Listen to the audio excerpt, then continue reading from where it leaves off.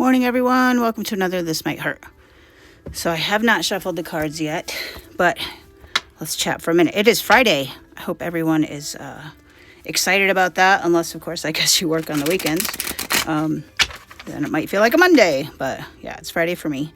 I'm excited. I think it's going to be the last sound bath I do for the clients, which is kind of sad, but that's okay. They have other things that the administration wants to do with the clients. So I am grateful to have had the experience and share that with clients, and a number of people have adopted that as a practice as a result. So I love that. You got to find what's right for you. All right, got to find what's right for you. Let's get the energies for today. Five of Wands. It went up right. So Five of Wands, chaos in the mind again. Chaos in the mind. Maybe getting some, I feel like this is second guessing yourself.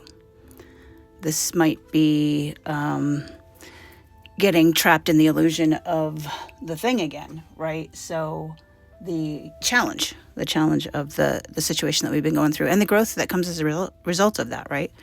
There is no growth without discomfort and the power struggles, right? I feel like there's a lot of power struggles happening right now.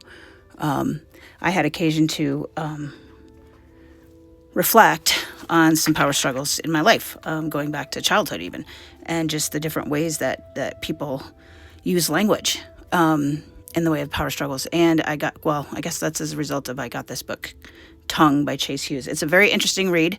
Very difficult read. If you have a chance to pick it up, I would do so. But yeah, the labels that come along with language and the power that we give certain words and so forth. But it's very interesting, very interesting. But the power struggles, right? The challenges and the growth that we're going through. And it has been a challenging week. I was at my therapist yesterday, and she said every person that has come through her door this week has had a big situation that challenged their growth on Monday. This is very interesting.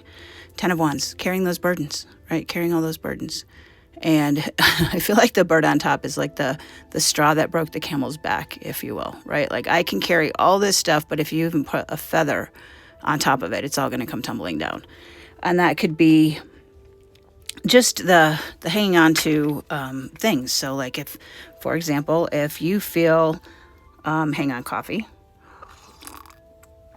if you feel like things have been a certain way, right? And you have not spoken your truth at some point, then you've carried that as a burden, right? You maybe didn't say something sooner, or maybe you didn't address it when it first happened.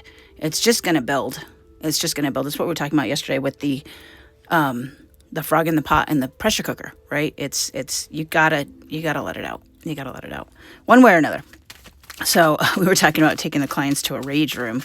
Obviously we're not going to do that because if you think about the after effects of what that might bring with 70 people, it could get ugly. But yeah, I mean, I would love to visit one. I think it would be cool. Next card out, 2 of Cups. I still see this as self-love, and I like the lion, which is indicative of the strength that we have, right? The strength being right there in the middle of the wings. And if you were to look at like the sacred heart with the wings, and it's in the shape of a heart, right? So the strength of love can overcome.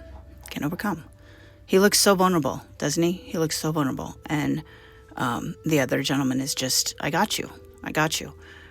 When we don't have that, guys, it can be rattling. And it looks like a catesis. Okay, I'm saying it wrong, but you guys know what I mean.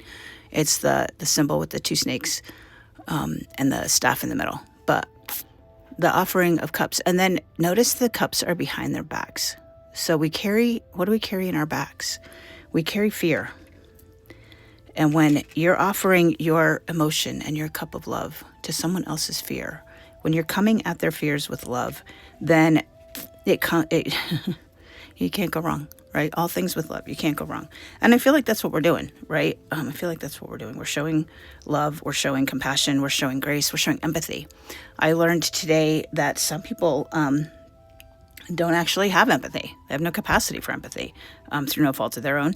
But there is a way to tell, right? There's a a body language way to tell if somebody's being empathetic with you. It's very interesting. It's called the grief muscle. I didn't know it was a thing. So yeah, I'm going to be on the lookout for that this week. We'll see. Yeah, my clients will see who has empathy and who doesn't. The Hermit in reverse. So the Hermit is about that carrying the light and following your true north. So where have you gotten off your path? Where have you gotten away from your true north?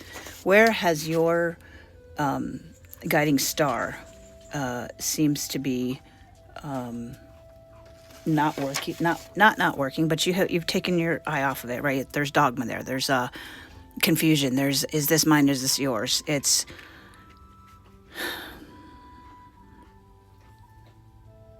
maybe taking on someone else's belief system. That's what I just keep thinking. Like, your belief doesn't have to be my belief, right? So we have a situation with children, right?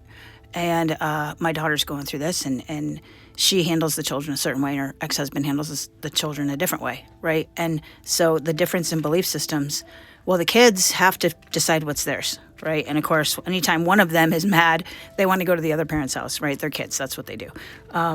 So yeah, I mean, if the ex-husband is giving them candy all the time and letting them stay up till midnight watching movies, obviously they're not going to come home, right? But that's not my daughter's belief system. At some point, you have to find your true north. There could be times when my daughter is like, you know what? I just give up. I've had a long week.